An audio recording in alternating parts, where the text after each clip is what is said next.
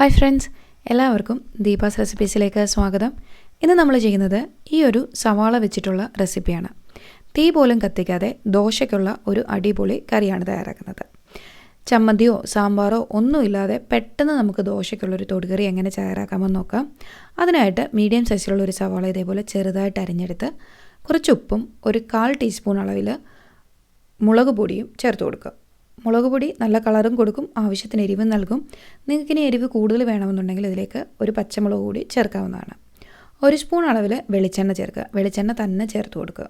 അതിനുശേഷം ഇത് നല്ലതുപോലെ ഒന്ന് മിക്സ് ചെയ്ത് കൈയും വെച്ച് ഒന്ന് തിരുമ്മിയെടുക്കുകയാണെന്നുണ്ടെങ്കിൽ നമ്മളുടെ ദോശയ്ക്കുള്ള കറി ഇവിടെ റെഡിയായി. ഇത് സിമ്പിളാണ്, പെട്ടെന്ന് തയ്യാറാക്കിയെടുക്കാം. സാധനം ഇങ്ങനെയൊക്കെ കാണുന്നതെന്നുണ്ടെങ്കിലും ഇതിന് ടേസ്റ്റ് കുറവാണെന്നൊന്നും നിങ്ങൾ വിചാരിക്കരുത്. നല്ല അടിപൊളി ടേസ്റ്റാണ്. നല്ല ചൂട് ദോശയുടെ കൂടെ ഇതൊരെണ്ണം കഴിച്ചു നോക്കൂ.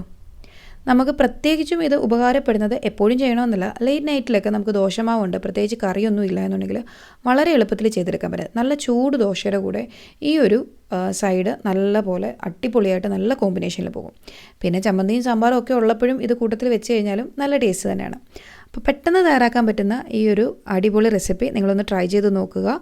വീഡിയോ ഇഷ്ടപ്പെട്ടിട്ടുണ്ടെങ്കിൽ ലൈക്ക് ചെയ്യാനും ഷെയർ ചെയ്യാനും മറക്കാതിരിക്കുക. താങ്ക്